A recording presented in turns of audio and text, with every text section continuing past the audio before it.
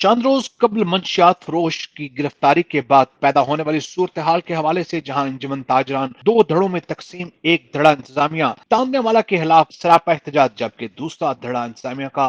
حامی نظر آتا ہے، اسی حوالے سے رپورٹ کر رہے ہیں علی حسن صابری۔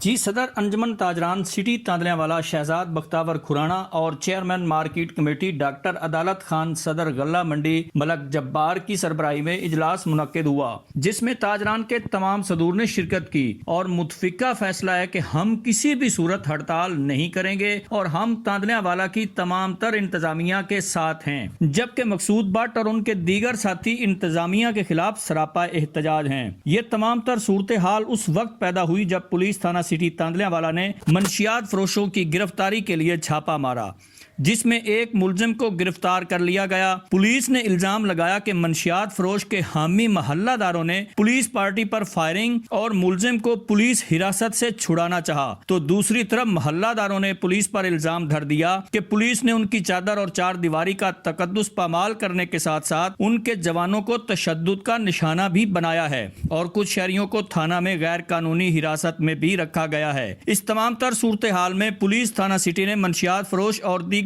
حمایتیوں کے خلاف مختلف دفعات کے تحت مقدمات درج کر دیے ہیں، جبکہ وکلا حضرات پولیس تھانہ سٹی کی طرف سے اپنے ایک ساتھی کے ساتھ مبینہ ناروا سلوک کے خلاف سراپا احتجاج ہیں۔ اصل حقیقت کیا ہے یہ تو آنے والا وقت ہی فیصلہ کرے گا۔ جی